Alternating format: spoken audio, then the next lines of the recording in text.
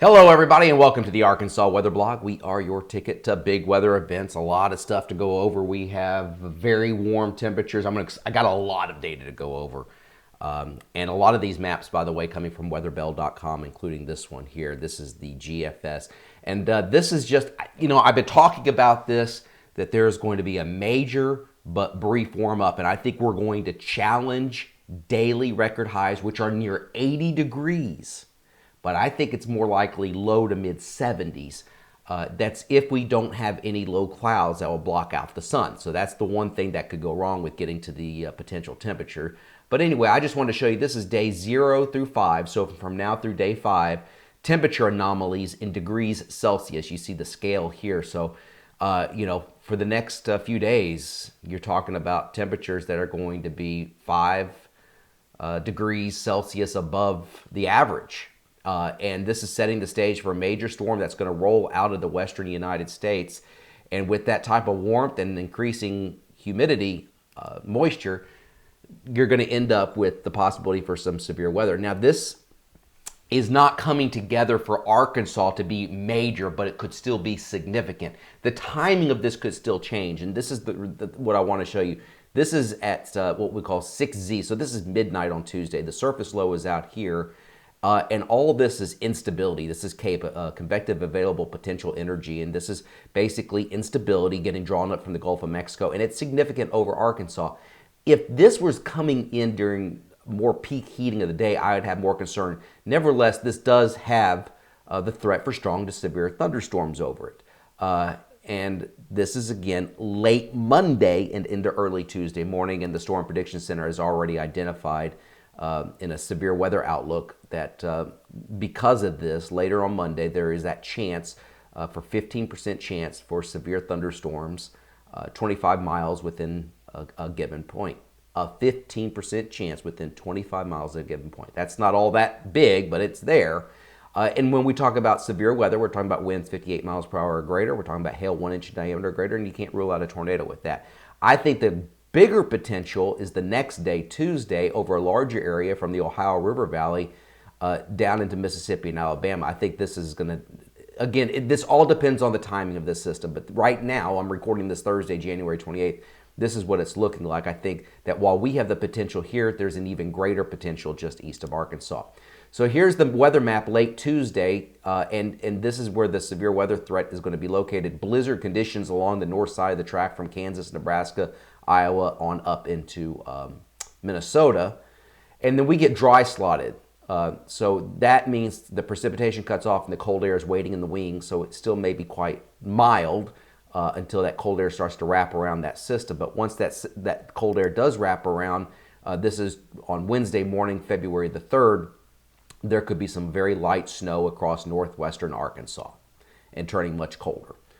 Temperatures here showing 32 degrees right through the metro. So nothing we haven't seen before, but after going up into the 70s, it is going to turn drastically colder. Notice there's high pressure here, the low pressure off the map up here, and you're getting a northerly wind flow.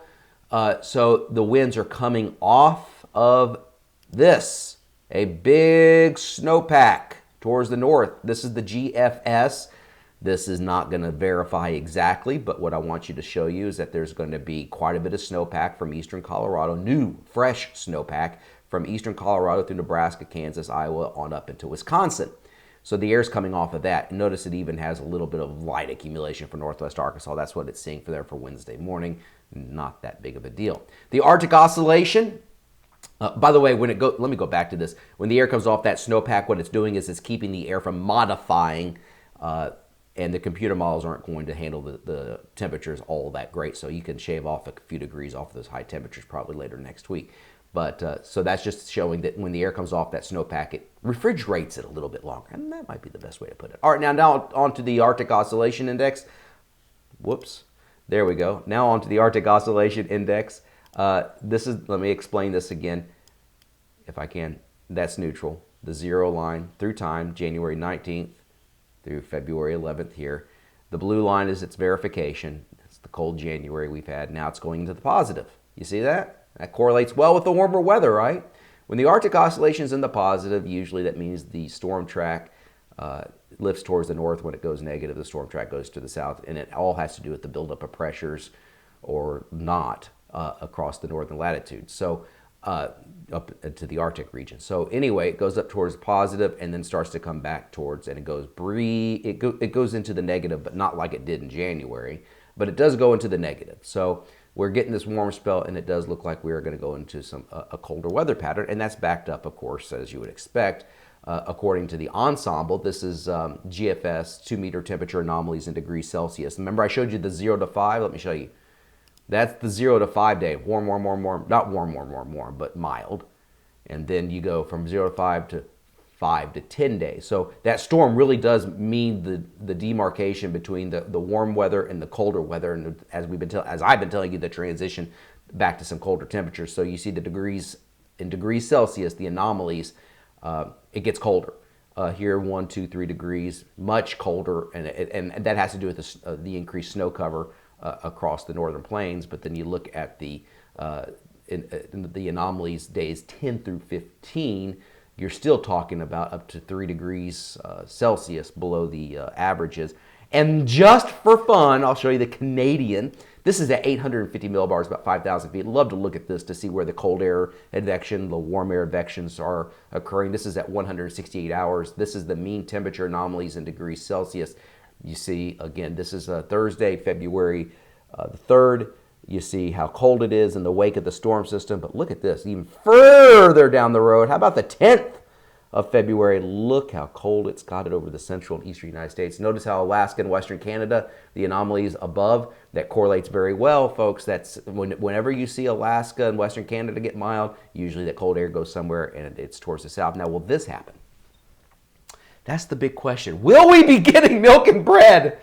The cold air comes back, but what about moisture? As I've been telling you, most of our snows in Arkansas occur in February, even into the beginning of March. So there's hope that we will combine the cold air with the moisture at some point. In my opinion, it's not a matter of if, it's a matter of when. Will we get snow? I think so, at some point in February.